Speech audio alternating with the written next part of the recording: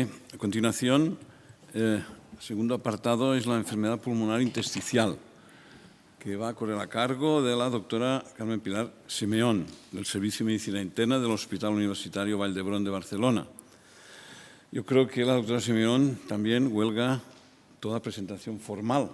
La conocen todas ustedes, forma parte del comité científico y si para ustedes es conocida, para el que les habla, pues llevamos 35 años en que empezamos el periplo ese teniendo como compañeros y compañera de viaje a la esclerodermia, de manera que la conocemos muy bien.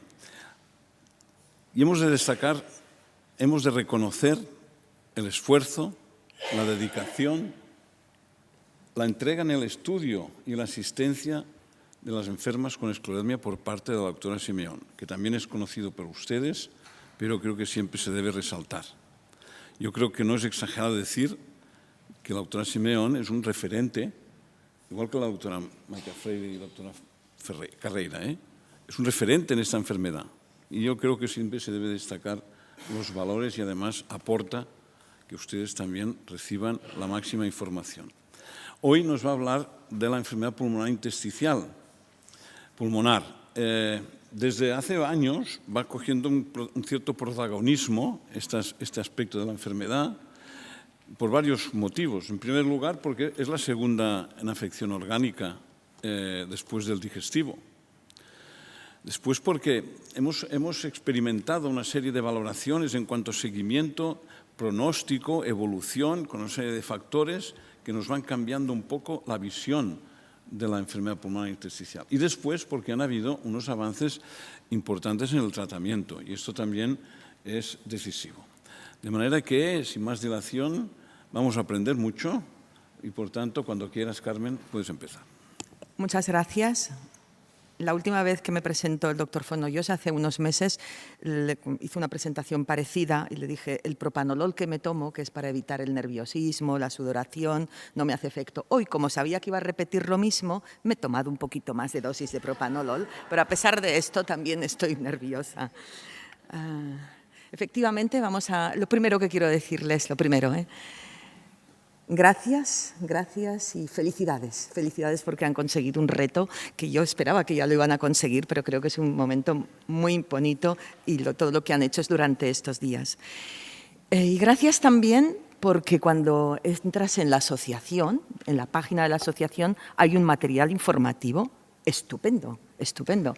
Está mal que lo diga porque uno de ellos los ha hecho la doctora Freire, pero es así. Y el otro la doctora Carreira, pero es que es así. Los he vuelto a mirar y están muy bien esta información sobre la enfermedad pulmonar intersticial en el contexto de esclerodermia. Pero la enfermedad pulmonar intersticial va más allá de la esclerodermia y yo creo que es importante que conozcamos qué es. Y aquí también tengo que agradecer la información que tiene en la página web Beringer también para los pacientes con esclerodermia. Esta está de uno de los documentos de la web de esclerodermia con los que ustedes, veo que todos estudian, con los que también la asociación participa.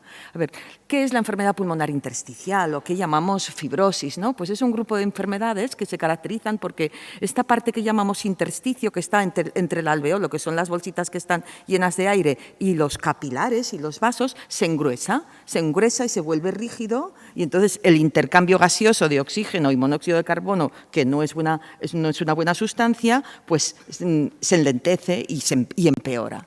Pero la verdad es que los síntomas a veces pasan sin síntomas, son asintomáticos, al menos al inicio. Y lo más frecuente, como ya hemos como se ha oído a lo largo de la sesión, es que tengan falta de aire, ahogo, que va aumentando con los esfuerzos y que tengan tos.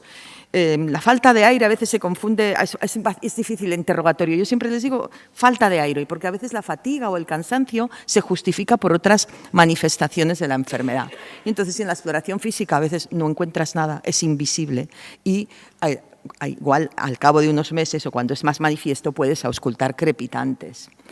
Pero la EPI, la enfermedad pulmonar intersticial, ya les he comentado que puede estar presente en muchas enfermedades, no solamente en la fibrosis pulmonar idiopática, sino en otras muchas, como ven, por supuesto, dentro de las autoinmunes, la esclerodermia. Y la esclerodermia, este paradigma de enfermedad sistémica y de enfermedad heterogénea que se expresa de diferentes maneras, considero que más que una enfermedad, es un grupo de enfermedades que tienen un mismo primer apellido, pero un segundo apellido diferente y un tercero.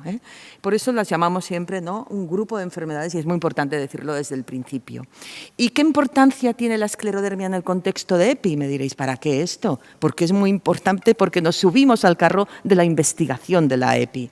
Pues tiene mucha importancia, porque dentro de todas las autoinmunes, si tú comparas los pacientes con esclerodermia con una población general de la misma edad y sexo, la esclerodermia es la que tiene más riesgo de desarrollar EPI, más que cualquiera de las otras enfermedades autoinmunes sistémicas, porque es la enfermedad sistémica con mayor porcentaje de EPI. Digo EPI, ya saben a lo que me refiero. Y también en este fenotipo que se llama ahora fibrosante progresiva, que ya veremos de qué se trata, pues también la esclerodermia, pues alrededor de un 30, un 50%, depende de los artículos que consultes, pues pueden desarrollar esta FPP.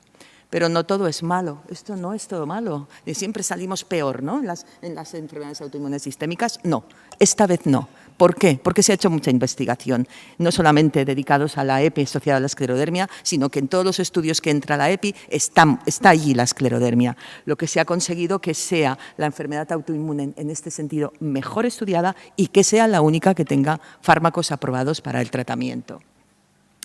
¿Y la importancia que tiene la EPI en la esclerodermia? Es mucha también, porque se asocia al pronóstico, porque además, aunque tiene unos factores de predicción de tipo de esclerodermia, las difusas, precoces, de anticuerpos y algunos factores protectores, hay que decir que todos los subtipos cutáneos pueden tener EPI, todos, y por lo tanto, todos se les tiene que estudiar. Más aún, puede ser la primera manifestación y puede ser que nos los diagnostiquen los compañeros de neumología, los que son los que están habituados a ver pacientes que se ahogan, que tienen tos, de tal manera que en el hospital llegan un 20% de las primeras visitas cada año, nos los derivan los compañeros de neumología, bien por EPI o bien por hipertensión pulmonar. Los compañeros de neumología tengo que decir que son muy expertos ya en la esclerodermia por diferentes motivos, como veremos al final, y no se les escapa el interrogatorio, pero sobre todo en este subtipo que no tienen afección cutánea es más complicado y es muy prevalente. El 60% de los pacientes sin esclerosis cutánea pueden tener EPI. ¿Y qué hacen los compañeros de la unidad de intersticio? Pues que hacen un interrogatorio muy dirigido, aunque vengan solamente por tos y tengan ahogo y tengan ya un TAC hecho con EPI, les interrogan buscando síntomas de EAS y específicamente de esclerodermia. Un listado que tenemos que realizar todos los que llevamos también pacientes con esclerodermia, yo la primera, porque a veces se te escapa alguno de los datos, ¿no? Comentábamos con la doctora Carreira, que ella siempre pregunta por la disfunción eréctil, la incontinencia fecal, lo tenemos que poner en una lista para que no se nos olvide preguntarlo. Y hablando de neumólogos, no solamente los neumólogos están en el momento del diagnóstico, sino que la multidisciplinaridad está en todas las fases de la EPI asociada a la esclerodermia, como lo está en la esclerodermia en general. Es imprescindible trabajar en equipo. Diagnóstico, mejor si puede ser, cribado, el paciente asintomático. Un TAC, es sencillísimo hacer un TAC, muy sencillo, no hay que hacer, no se pone contraste, estás muy poquito rato en el TAC, o sea que es una prueba asequible, es un TAC de alta resolución y está en todos los hospitales o en la mayoría de los hospitales. Pruebas funcionales respiratorias, servicio de en el anterior el TAC están los radiólogos, que son expertos en informar bien la patología intersticial y patología pulmonar en general. Pruebas funcionales respiratorias, ¿dónde se hacen? En neumología, un gabinete especial. Son primordiales para saber cómo está el paciente en el inicio o incluso antes de empezar la EPI.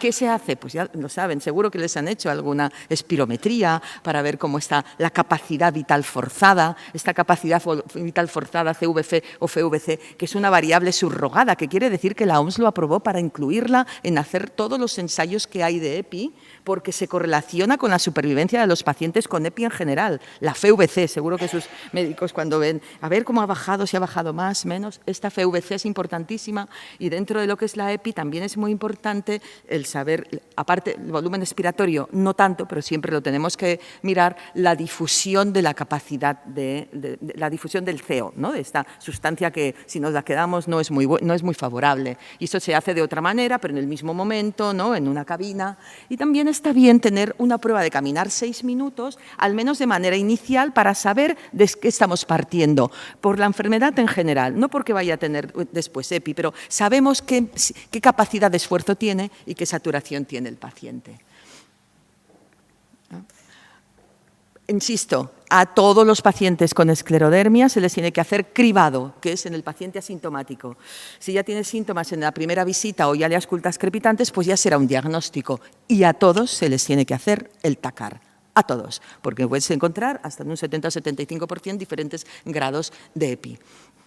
Y no solo a esto, sino que como los mecanismos de la EPI en la esclerodermia están en fases muy precoces, las personas diagnosticadas de preesclerodermia, a ellas también se les tiene que hacer un TAC cuando los diagnosticas, a todas las pacientes. ¿Qué seguimiento hacemos? Pues también en Beringer han facilitado porque han puesto una ficha de seguimiento para que los pacientes en su casa vayan recogiendo los síntomas, ¿eh? Siempre lo mismo, ¿no? Tenemos que preguntar, ¿ha aumentado el ahogo? Ahora se ahoga haciendo menos ejercicio, la exploración, por supuesto. ¿Qué frecuencia de los controles médicos? Pues depende, hay que individualizar. Ahora que he dicho depende, bueno, hay que individualizar, ¿eh? Cada 4 o 6 meses, dependiendo del subtipo, de los factores de progresión. Cuando empiezas tratamiento cada 4 o 6 meses, para ver cómo lo toleran y para ver cómo van estas pruebas funcionales respiratorias, que es la manera de controlarla, la aspiro y la difu. El TAC, cuando lo repites, cuando tienes duda si está progresando o no, y también en un cribado que se tiene que hacer como mínimo cada 3 o 4 años, porque a veces la fibrosis favorece el que puedan aparecer otros procesos. Como la EPI dentro de la esclerodermia, tengo que decir que es como la esclerodermia, es muy difícil de clasificar. ¿Y qué herramientas tenemos? Tenemos las herramientas de identificar los factores de progresión, que es cuando y el problema es que los criterios de progresión pues son muy variados. Hay como mínimo 4 criterios de progresión. Vayamos primero a los factores de progresión. Hay unos que dependen de la enfermedad en sí misma, como son, por ejemplo, los anticuerpos. Lo de los anticuerpos es espectacular, ¿eh? Porque en una misma enfermedad, dependiendo del anticuerpo que tengan, la evolución de la EPI es diferente. Y estamos hablando de esclerodermia, estamos hablando de EPI, que la mayoría son un tipo de enfermedad intersticial, neumopatías intersticiales no específicas. Tienes un ATA dependiendo del anticuerpo, insisto en que puede ser totalmente diferente la evolución.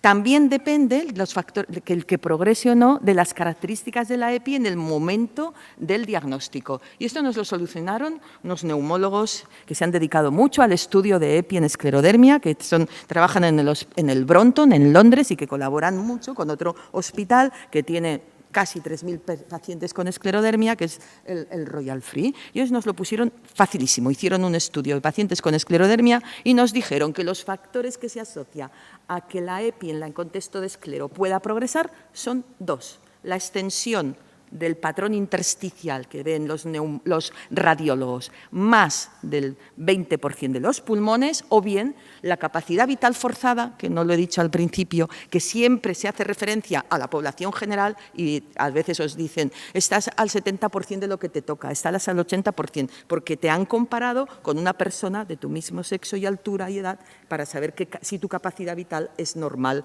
o no. Entonces, si no se tiene la valoración de extensión por TAC, pues la FVC, que lo tenemos en todos los sitios, limitada, epilimitada o epi extensa, limitada o extensa.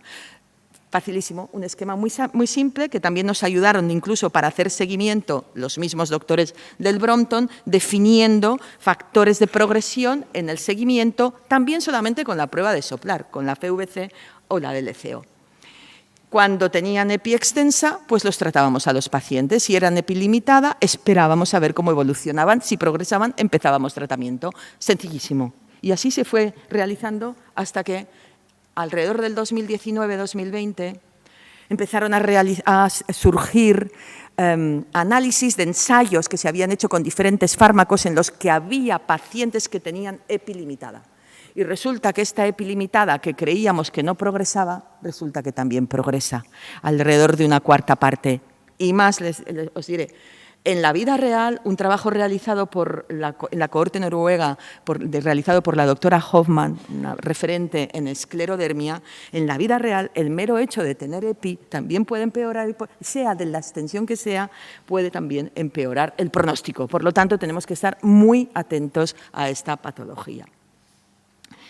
Lo que ocurre es que para predecir la progresión es muy complejo. Si utilizamos, por ejemplo, caídas de FVC del más del 5% del valor absoluto, o sea, le quito de 70, le quito 5, pues los porcentajes que tenemos al año y a los 5 años pues pueden variar entre un 27 y un 37%, o incluso en una cohorte del hospital, con un número de pacientes que estamos haciendo un proyecto de biomarcadores, casi el 50%. Vale, esta no está mal. Y es al principio solamente a los 5 años, y entonces ya lo dejo y ya no realizo PFRs, ya no hace falta. No. Se ha visto que también la progresión puede aparecer incluso 15 años después del inicio de la enfermedad. Por lo tanto, rigurosamente hay que hacer siempre las pruebas funcionales respiratorias como mínimo cada año. Y además de esto, el problema que tenemos es que, aparte de la FVC, hay 3 criterios más de progresión. Únicamente los definidos en el Brompton los primeros son definidos por en una cohorte de esclerodermia. Los otros no. Hay EPIs de todas las enfermedades. Los últimos son las guías oficiales del ATS, de la Sociedad Torácica Americana. ¿Y qué ocurre? Que cuando miramos a ver cuántos cumplen los criterios, los diferentes criterios. Aquí tenemos los 4. Pues nos podemos ir desde un 25% hasta casi un 40%. La misma cohorte de enfermos, todos con EPI. Y puede haber esta variedad, ¿eh? Diferentes criterios, distintas prevalencias. La verdad es que es bastante caótico. ¿Qué tengo que decir ante esto? Que el que tiene más porcentaje de progresión, resulta que cuando lo intentas validar por curvas de supervivencia, se cae. Los criterios oficiales de la Sociedad Americana de Torácica, si tú los aplicas en las cohortes de esclero, se caen, porque si solamente aplicas la que caiga la difusión de monóxido de carbono, no siempre está vinculado a una progresión de la enfermedad pulmonar intersticial, sino que puede haber un inicio de enfermedad vascular. Por lo tanto, nosotros en el hospital seguimos haciendo estos criterios de GO del 2017, porque son no solamente los que se describieron con una cohorte de esclerodermia, sino que los hemos podido validar también por curvas de supervivencia. Pasamos ya al abordaje multidisciplinar de los pacientes con esclero y EPI. Por supuesto, es un abordaje integral en el que empezamos con los fármacos que son inmunosupresores, pero antes hay que enviar a los pacientes a medicina preventiva, porque antes de empezar una medicación inmunosupresora se tiene que revisar el carnet de vacunación, que ya en la primera analítica nosotros ya pedimos las serologías, incluida si ha estado en contacto con la TBC. Hay que hacerlo siempre esto. Y después empezar con los inmunosupresores, que tenemos varios que podemos utilizar y que se han ido utilizando en las diferentes guías que han salido durante estos últimos años. Y en los últimos años nos hemos subido también a poder utilizar antifibróticos, como llevaban tiempo ya utilizándolos los pacientes que tenían fibrosis pulmonar idiopática. ¿Qué conseguimos con esto? Si sumamos inmunosupresores y antifibróticos, pues que hay una mayor preservación de la función respiratoria, cae menos y se consigue mejorar el pronóstico. Y también los pacientes con esclerodermia pueden trasplantarse del pulmón. Se pueden trasplantar del pulmón porque tienen supervivencias igual que los pacientes que no tienen esclerodermia. En el Hospital Vall d'Hebron hay ahora 34 pacientes trasplantados. Tenemos estudios en 2 momentos, en uno de ellos 15 con esclero, se compararon con 500 sin esclero. Curvas de supervivencias se agrupan, son las mismas, y un poquito más adelante pues, pudimos incluir 19 pacientes que tienen buenas supervivencias.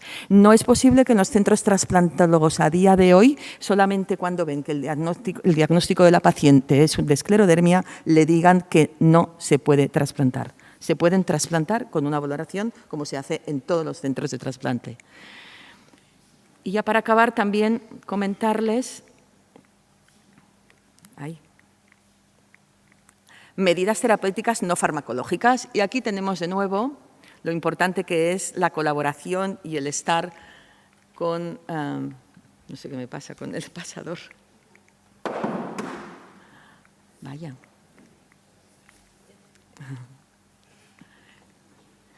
Lo importante que es tener una relación diaria, no solamente en el Comité de Enfermedad Pulmonar Intersticial, diaria, pues con la doctora Villar, es la neumóloga que en este momento está nombrada, que es la coordinadora de la unidad de intersticio de la SEPAR.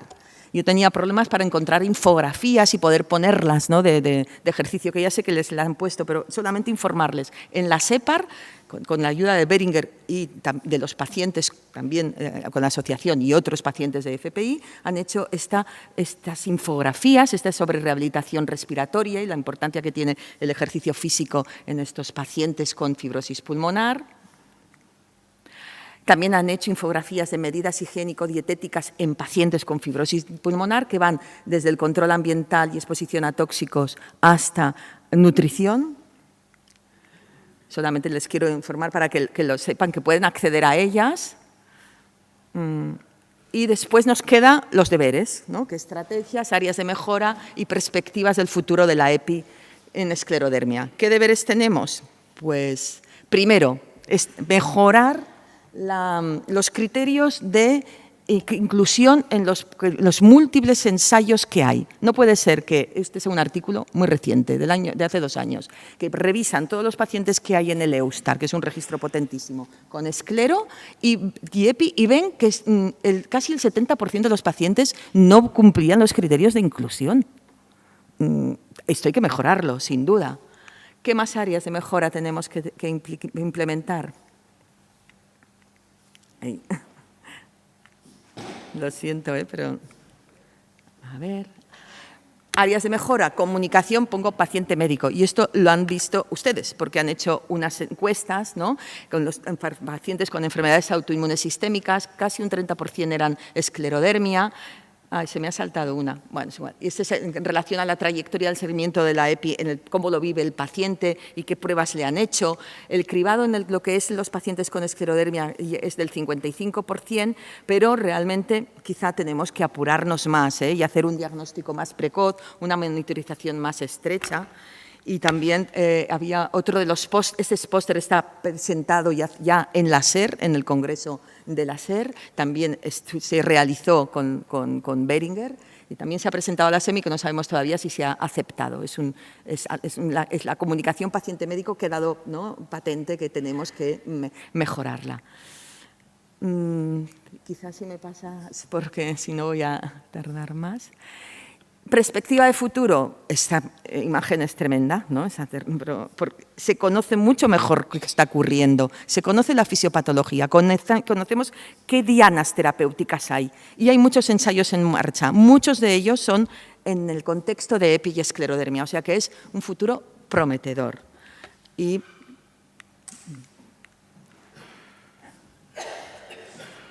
gracias, Y la multidisciplinaridad. Seré pesada, pero es importantísimo trabajar en esta entidad también, con todos los compañeros que se dedican a EPI, neumólogos, radiólogos, anatomopatólogos, rehabilitadores, para poder seguir mejorando. Y, por último, en el año 2007, casi 20 años, Welgen que se planteaba si ya iba a acabarse esto de que íbamos a salir, ¿no?, del túnel y vamos a ver la luz. Y yo creo que efectivamente ahora estamos en un momento que no estamos tan lejos de salir y que estamos ya a punto de salir de este túnel. La última. Muchas gracias a todos.